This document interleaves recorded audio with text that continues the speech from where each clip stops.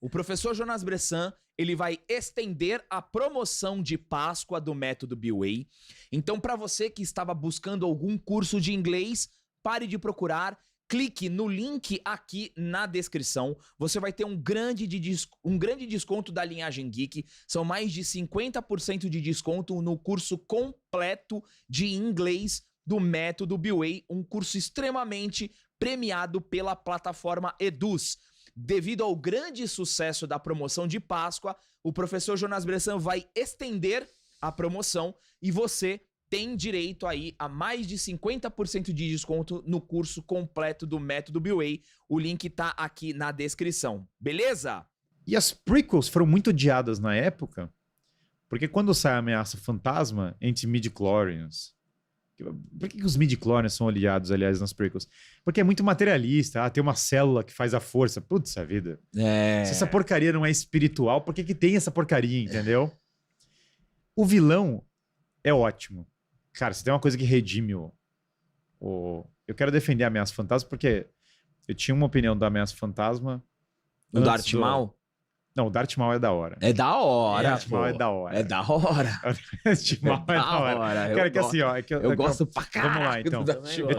Eu tenho duas opiniões contraditórias e esquizofrênicas sobre a Ameaça Fantasma. Vocês podem ver a minha opinião tendo assistido os filmes antigos e só a Ameaça Fantasma, e a minha opinião hoje passada a nova trilogia. Então eu revisitei e falei, cara, é ótimo. Eu não sei por que eu achei ruim.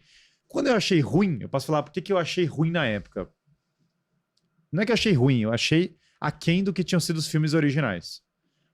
Por que eu achei? Jar Jar Binks, falei, cara, o que é isso, entendeu? Beleza, já tinha os Ewoks e tal, mas o Jar Jar Binks tava forçando a barra, entendeu? O cara era chato pra caramba. O Qui-Gon Jinn, da hora, legal. Grande Liam Neeson, vai ser o Tenente Liam Frank Drebin. Muito bom. Aquela cena da corrida, aquele bicho voando, ok, né? Mais uma cena que podia ter tido. A batalha com o Darth Maul é nível... animal. O Obi-Wan jovem lutando a batalha com o Darth Maul, nível assim. E o Darth Maul é o capeta puro, sem falar nada, só, cara, sabre duplo e... Dane-se, ali é absoluto cinema, aquela luta. Não, aquela luta é um dos auges. Aliás, é uma das melhores lutas da ever, assim, de toda a saga. Eu olhando aquilo ali, eu falei, cara, o que a gente criticou na época?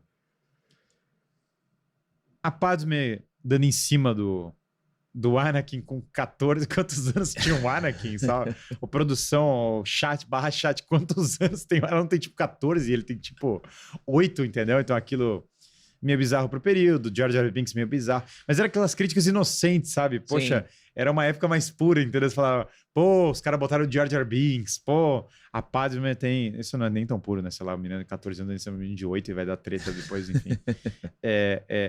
Mas você olha pra época, o Qui-Gon Jinn era muito bom, os midi-chlorians foi um materialismo meio exagerado, ficou aquém do que eram os anteriores, mas Naboo é lindo, lindamente construída, e a batalha é épica, e o Qui-Gon Jinn é o mestre do passado. Então, e o Yoda reconstruído, espetáculo, você tá vendo o mestre Yoda no seu auge e tal. Eu entendo que quando vem a Guerra dos Clones também na época, hoje é um filme que se assiste, ele parece pior do que ele foi na época. Na época, era a época mais próxima da Ovelha Dolly. E parece besteira falar isso, mas é que a ideia de que a clonagem massiva ia ser uma coisa estava muito mais em alta. As pessoas tinham realmente a ideia de que ia começar a ter clones para todo lado. Isso não é... Muitos filmes da época refletem isso. Teve A Ilha... simplesmente era um tema no período a clonagem. Então, quando o Guerra dos Clones aparece, embora ele tenha os seus defeitos, o Guerra dos Clones tem alguns acertos incríveis. A ideia de que o futuro é uma guerra de drones contra clones é uma ideia que está bem atual, inclusive agora. Porque a guerra está indo para drones, aliás. Literalmente, o futuro da guerra como uma coisa impessoal tá lá. A articulação política do Palpatine para tomar o poder, que já começa ali no Guerra dos Clones, né? Dá um tom épico pro Star Wars. E você tem noção da grandeza dos reinos que estão ali em jogo. Ao mesmo tempo, ele tem uma função importante, que você vai enxergando a decadência. O Mace Windu. Entra de maneira bem épica. O que pra mim também eu gosto bastante das prequels é como o Anakin vai se corrompendo. No 2, ele já tá no processo. Você no vê 3, a soberba dele. isso Já é bem. tinha umas ideias já. Isso daí. PSOL, já, Isso é o que mais me envolve. Tem um meme famoso, né? Você quer dizer isso, né? Sim, o Anakin, cara, a corrupção dele pra mim é o centro. Eu não consigo olhar pra toda vez que eu olho pro Anakin, eu já começo a ver ele se corrompendo pelo poder. Isso daí pra mim fica muito retratado. E aí eu acho que filme falaram uma coisa muito boa, aliás. Esse filme me impactou muito na época, tá? Filme do Pokémon Mewtwo também era sobre clonagem. Era assim. E eu ganhei a carta do Dragonite. Cara, minha alegria ganhando essa carta do Dragonite. Indo no... Não, e é um baita filme. É irado. É irado. Pokémon, o filme... É muito bom. Foi muito, muito bom. É muito bom. Não, e esse meu filho adora esse filme. Isso, Mewtwo clonagem contra o Mew, que é a natureza, cara. Lindo, lindo. Coisa... lindo. Choro só de... Não tô chorando, mas Tá por mas dentro. é um belo. Sim. Por dentro. E depois o do Lug era bom também. O depois do Lug era bom. E só que a gente tava falando desse momento de 2000, tinha um filme do Homem-Aranha do Tobey Maguire também. De 2000, que mudou. 2004, que a Marvel tá surfando 2002, até 2004. Que a Marvel tá surfando até hoje desse filme do Tobey Maguire. Exato. Quem salvou o filme de super-herói mudou toda a perspectiva que podia ser um filme de super-herói foi o filme do Tobey Maguire. Sim. Foi O mesmo. Homem-Aranha do Tobey Maguire, que foi também impactando muito.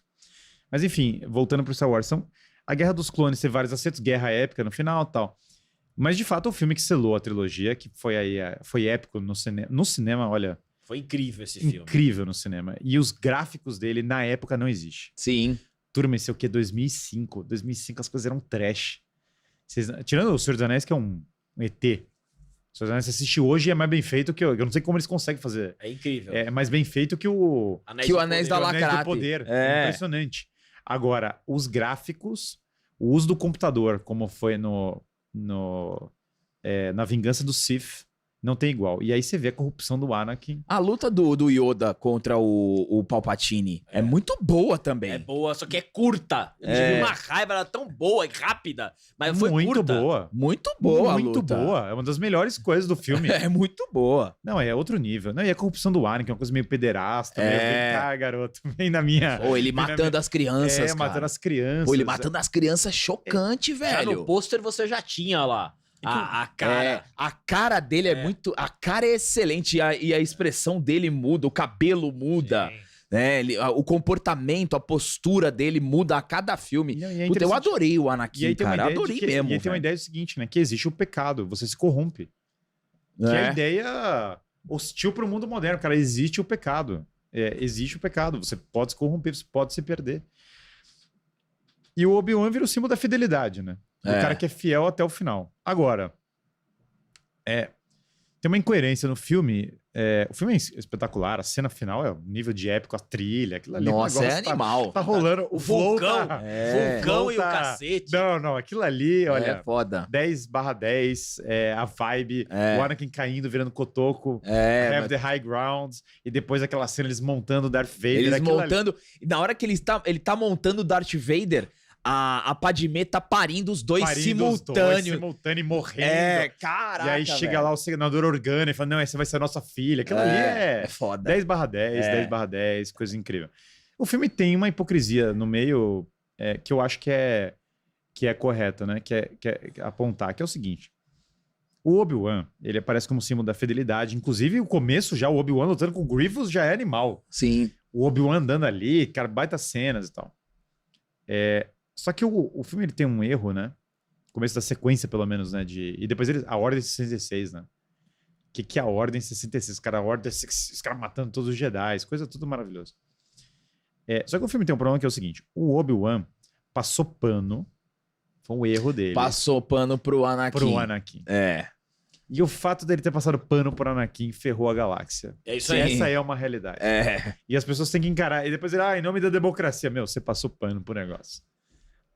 E passou. E o fato é que o fato do Anakin ter envolvido com a Padmé, os velhos já tinham dado a letra, entendeu? Os velhos conhecem. O Yoda. O Yoda já tinha falado. O Yoda olhou e falou, cara, isso aí, ó. O Yoda já, velhaço, já puxa aqui, ó, e fala, cara, já sei que tá errado alguma coisa. E o Mace Windu, porque depois tem uma releitura, na minha opinião, lacradora do filme, que absurdo, né? Realmente, o Mace Windu ia tomar o poder, o Jedi, não sei o que, eles eram do mal. Cara, o filme não tá falando isso como negativo, não. O Mace Windu tava indo salvar a porcaria da galáxia se o Anakin não tivesse entrado no meio do caminho. Eu não tenho essa leitura de que o Mace... Aliás, o Mace Windu tava certo. O negócio dele era esse mesmo. Ele tinha que ter acabado com o Imperador. E os Jedi tinham que ter tomado a galáxia e não tinha caído tudo. Não foi feito como o Jedi. O Conselho Jedi, aliás, did nothing wrong, tá? O pessoal que tá aí, que depois fez a releitura meio progressista, que não, mas é que o Conselho Jedi já tinha se perdido, não sei o quê. O Conselho Jedi did nothing wrong. Se o Anakin não tivesse envolvido com a Padme, se ele fosse casto, que era o que era pra ter sido, esse negócio tinha dado certo. Aliás, o Godofredo de Bulhões, grande conquistador de Jerusalém, isso é o personagem da vida real, cortou a cabeça de um camelo com um golpe. Falaram, Godofredo, qual é o segredo da sua força? Ele falou, essas mãos nunca pecaram contra a castidade. Outro nível de virilidade. Se o Anakin fosse casto, não teria se corrompido, não teria tido aquelas ceninhas dele rolando no gramado, não teria perdido a cabeça dele. E se o Obi-Wan não tivesse passado pano pra isso, não teria tido esse problema. E se o Anakin não fosse o pessoalista falando, o Conselho Jedi é hipócrita porque ele quer tomar o poder. Se ele não fosse essa pessoa, se ele tivesse confiado no Conselho Jedi, tinha salvo a galáxia. Então, eu acho que faltou no filme esse, sei lá, né? O Obi-Wan tinha que ter sido penalizado ou responsabilizado. Você pode até argumentar que ele foi no quarto, né? Em alguma medida, mas faltou isso. E na conexão, falta, portanto, daí no quarto, daí o primeiro, obviamente, não tem como fazer retroativo, uma conexão emocional um pouquinho mais direta do Obi-Wan com o Anakin. De qualquer maneira, embora esteja lá em algum nível, faltou um pouco mais direto. Mas é engraçado, né? Porque o que eu acho que foi colocado ali é que, na verdade, você volta para a época anterior e eles construíram uma época anterior gloriosa que se perdeu pelo pecado. Esse é o take que você fica das prequels de maneira muito grande. É o pecado, é a maçã do Éden, é a abertura da caixa de Pandora, é a transgressão original que destrói o mundo elevado. É isso que gera uma era de corrupção. É uma corrupção da alma, não é um negócio arbitrário. Então isso é fascinante no filme, né? Falar que a For Democracy eu acho cringe, sinceramente, achei meio exagerado. Mas tirando esses problemas, a sequência 10/10, porque ela tocou nesse ponto e assistiu o Anakin se corrompendo 10/10.